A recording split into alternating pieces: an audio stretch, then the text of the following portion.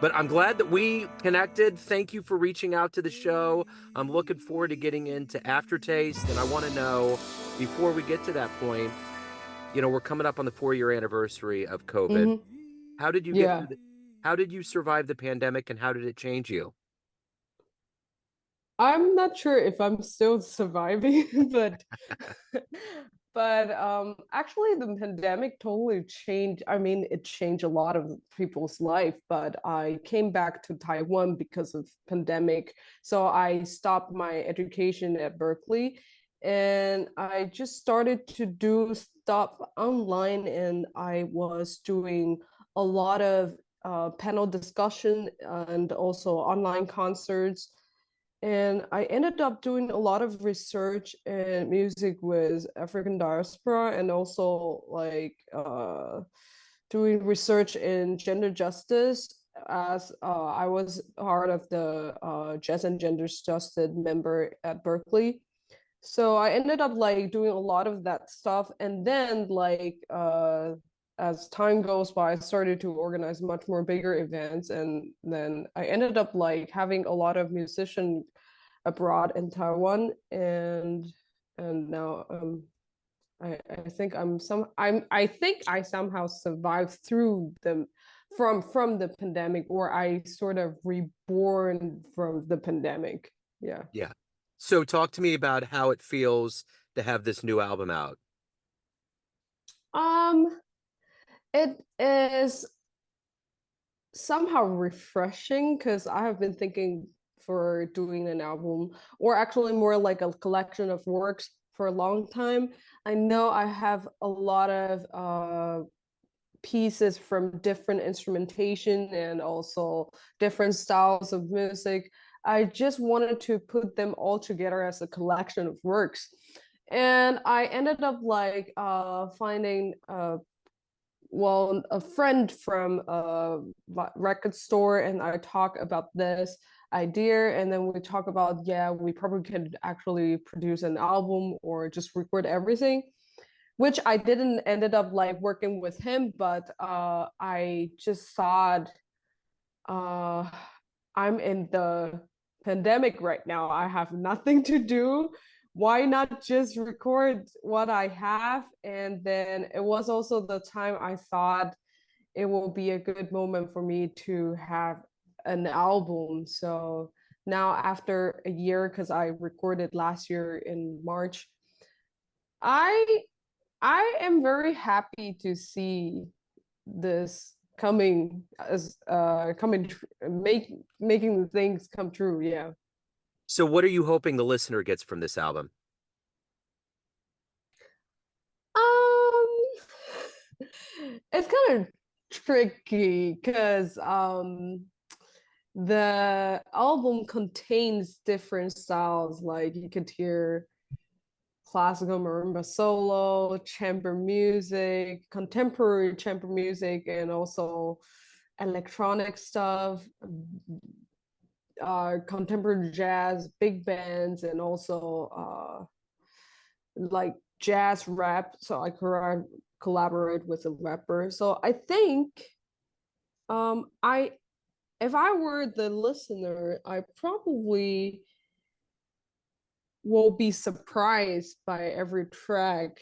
Like I don't know how you call that. It will be like um I don't know how you call that. The thing that you always have in the Mexican carnival, the horse, and Yeah. that you haven't gotta hit Oh, it. the pinata.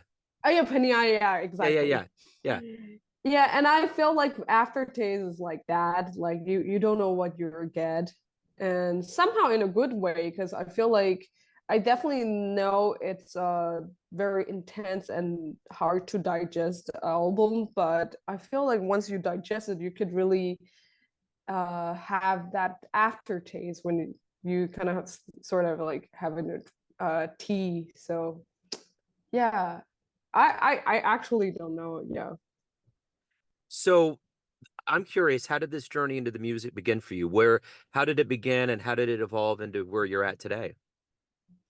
So I started with classical background. So it was like I started to play piano when I was 3, and then I just went to music school from elementary school and also middle school. But then I went to Austria when I was 13, and I was there alone.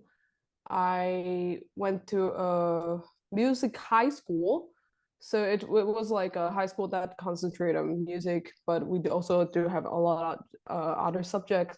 And I sort of found jazz and other style of music because we all have this after school clubs. And I started to listen to a lot of music when I was 15, when I was working in the radio station. And we started to organize events, and then we have I was hosting a a show that I will introduce world music. So I somehow got explored to a lot of music because of my friends and colleagues.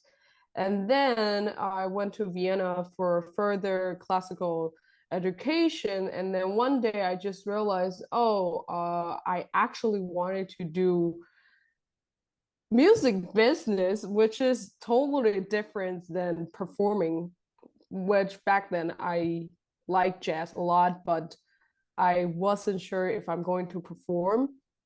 And then I went to Berkeley. I started like a freshman, and I did professional music, which is a major that you could pick every uh, uh, major classes. And then I ended up choosing a lot of jazz bands ensemble, and I still love it. So I changed my major to performance and jazz composition. So sort of like I go the other way around, and I sort of realized I really still like to perform, and I ended up here right now. So, what was the first live jazz show you saw that blew you away? Wow. Well, that's a hard question because, to be honest, when I was very young, I went to see a lot of like legendary show, but I think I didn't understand anything. Yeah. Um, but one thing that I really recall, it wasn't really that jazzy, but I remember I was watching Mark Juliana playing with his trio, with Jason Lindner on keys. I forgot who was on bass. But that was the first time that I realized, oh, jazz can be really diverse. And that's why I started to listen to Brad Meldal's with Mark Juliana, which I started to do it reversely. So I listened to a lot of like contemporary or like beat music stuff. And then when I went back to Berkeley, then I started to listen to a lot of like 60s bop or bebop. And uh, yeah, I think that was the one of the thing that I can recall right now. Yeah. What about influences? Who have been influential on the way that you've played and the way that you approach music? I definitely think a lot of music from Mogru Miller. I transcribe Mogru's a lot, and like stuff from the 60s and 70s. Like I love Joe Henderson. I love Billy Strayhorn, and I realize I love a lot of like Art Blakey stuff, not only with the Messengers but also the African Drum Suite. But at the same time, I listen to a lot of like uh, contemporary, like Ambrose and well, Joe Ross. And from the playing wise, I think I got very influenced by the other vibraphonist Chen Chen Lu. So yeah. Yeah, I dig it. So at this point in your life, what do you look forward to the most every day when you wake up and you have all of these things as a professional musician? You know, you got recording and playing live and all of these different aspects. What do you look forward to the most? Um, Surprise, I think. Like playing with different people because I'm now touring with a theater group, and I got to organize like some gigs in different countries, and that's the thing that I am most excited about. I don't know the musician, and I got to play with them in the gig, and then a lot of time I don't even know that my tune can sound that way, and that's the surprise that I found. Or like just going to see a movie, I realized, oh, the movie track is so good, so I wanted to write a piece like that. I think it's most of these surprise that inspired me to keep doing what I want. So what's going on as far as live shows that, you know, where the year's opening up? What's kind of on the horizon for you? What do you mean, like Like as far as horizon? like playing live, promoting the album, just festivals, anything that might be going on.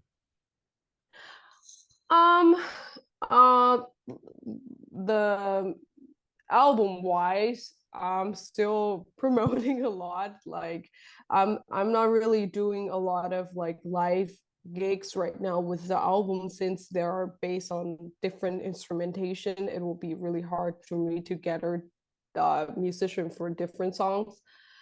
But I basically am calling people from different countries to play in a small ensemble version. And I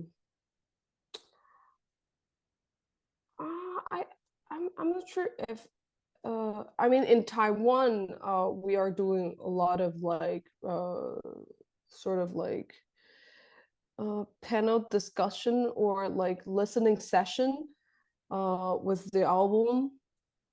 I think that's it. Okay. Yeah. So why do you love jazz?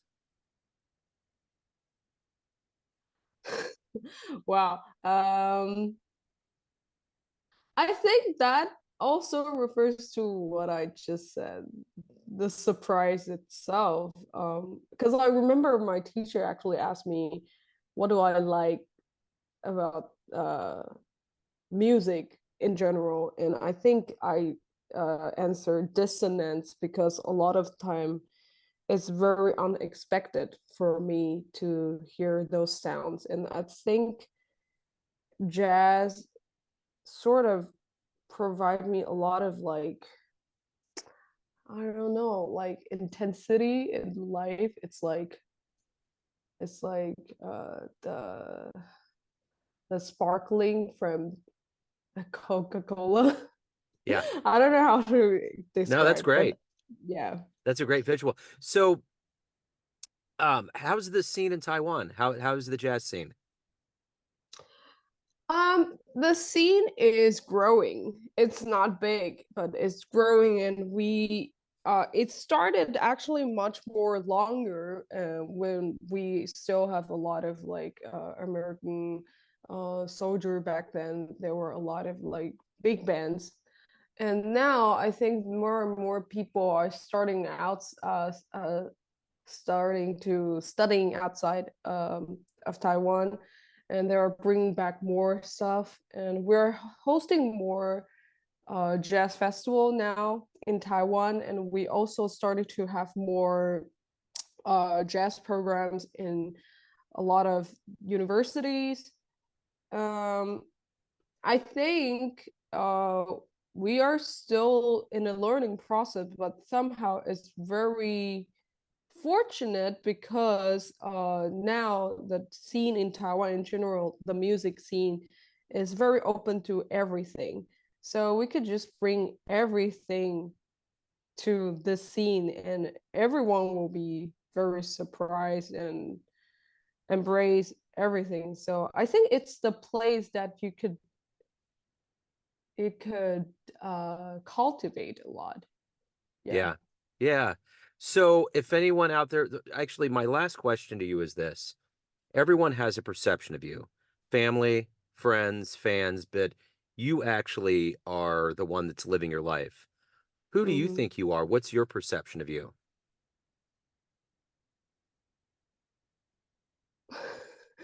uh, wow, I did not think that I would get this question at 10:30 or Well, 10:45. a- actually, let's do this. Let's rephrase this. Let's make it a little Yeah, bit easier here. Let's say you come to Kansas City, you yeah. perform live, you have to kind of come up with a way to convince people to see you live, explaining your show. How would you explain your show to get people to come watch you here in Kansas City? I think you can, as a musician or performer, I think you can hear a lot of one from my music. You could definitely hear the tradition of Taiwanese music, or general, you could say the big Chinese culture music. Um, you could hear a lot of this kind of sound, not only using pentatonic, but also the form of writing. But you could hear the excitement, the groove that comes from a lot of things that I really like from this African diaspora, and uh, but also warmth that I consider when I write for performance. So I think if I tell a person, if you want to come to my show, is I think you can find. Wow, it's hard to rephrase this, but You did good. No, that sounds about right. I think you nailed it. I think that did I? gives a nice, well-rounded view. So if anyone wants to pick up the new album or learn more about what's going on with you or reach out, how can they do that? Um, the album will be on every or most of the streaming platforms on February 24th. If they want to have live album, I mean physical album, they could purchase through Bandcamp, Okay. which will be on the website as on February 24th, and also you could also purchase directly from my website debbywangvibes.com, or just directly DM me through my social media Okay. where I could just ship it everywhere. And Yeah. that's how I like to connect people. Yeah. Yeah. Absolutely. This has been wonderful. Thank you again for reaching out to the show. Thanks for taking some time out today. Best of luck with the release. I appreciate it. Yeah. Thank you so much. You bet.